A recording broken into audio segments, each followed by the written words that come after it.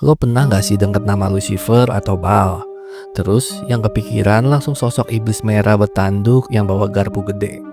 Jujur aja, itu gambarannya udah terlalu pasar gara-gara film Hollywood. Tapi di dunia nyata, buat mereka yang beneran nyemplung ke aliran satanik, sosok-sosok ini tuh punya kasta dan sejarah yang jauh lebih dalam dan ngeri dari sekedar hantu di film. Hari ini kita bahas satu-satu. Kita bakal bedah kenapa Lucifer itu sering disebut sebagai sang pembawa cahaya, tapi malah jadi simbol kegelapan paling ikonik. Terus, apa hubungannya sama Baal?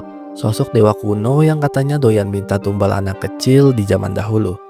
Kenapa nama-nama ini masih dipuja sampai sekarang di komunitas rahasia? Gue bakal tunjukin ke lo gimana nama-nama ini berubah dari sosok yang dipuja di peradaban kuno sampai akhirnya branding jadi raja iblis yang kita kenal hari ini. Jangan kaget kalau ternyata apa yang lo tahu selama ini cuma permukaannya doang. Siapin kopi lo, kita masuk ke dunia yang gak semua orang berani bahas. Kita mulai dari yang paling kondang, Lucifer. Lo pasti sering denger kalau dia itu malaikat paling cakep yang akhirnya diusir gara-gara sombong kan?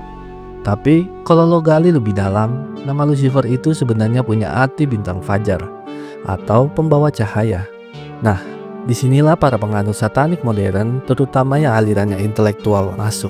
Mereka nggak ngelihat Lucifer sebagai sosok iblis yang jahat, tapi sebagai simbol pemberontakan terhadap aturan dan pencari ilmu pengetahuan. Jadi jangan heran kalau di tongkrongan gelap mereka, Lucifer dianggap sebagai pahlawan yang ngebuka mata manusia. Tapi ya tetap aja, di balik narasi keren itu, ritual-ritual yang dikaitin sama dia seringnya nyerempet ke hal-hal yang bikin bulu kuduk berdiri, karena sifatnya yang sangat anti-mainstream dan gelap. Terus ada lagi yang namanya Baal. Nah, ini beda lagi ceritanya. Kalau Lucifer tadi kesannya elegan, Baal ini lebih ke arah brutal. Sejarahnya panjang, balik lagi ke zaman Timur Tengah kuno. Dulu dia itu dipuja sebagai dewa kesuburan dan badai. Tapi ada satu catatan gelap yang bikin nama Baal jadi identik sama satanisme.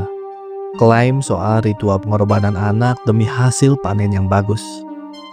Bayangin, sesuatu yang dulunya dianggap Tuhan oleh satu peradaban, sekarang namanya dipakai sama sekte-sekte gelap buat manggil kekuatan yang mereka anggap bisa kasih kekayaan atau kekuasaan instan.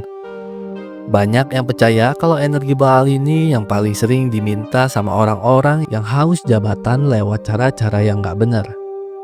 Lo mungkin nanya, kenapa sih orang-orang itu masih percaya sama makhluk-makhluk kuno kayak gini? Jawabannya simpel, manusia itu butuh simbol.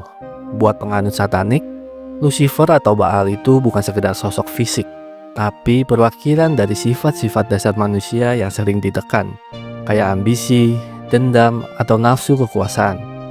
Mereka ngerasa dengan memuja sosok-sosok ini, mereka bisa bebas ngelakuin apa aja tanpa rasa bersalah.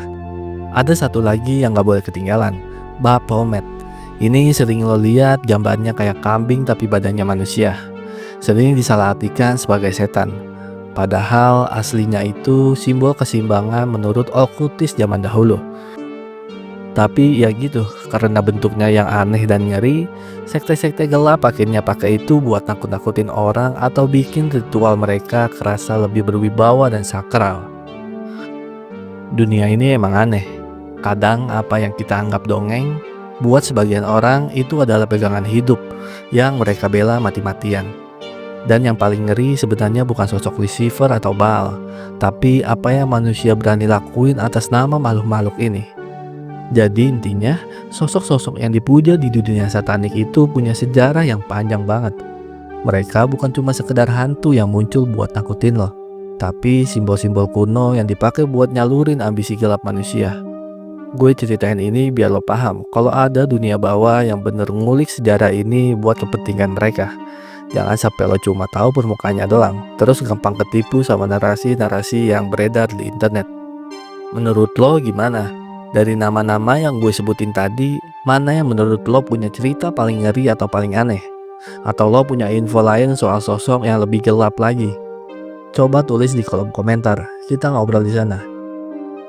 Suka sama pembahasan-pembahasan kayak gini, langsung like videonya. Gua cabut dulu, stay soft.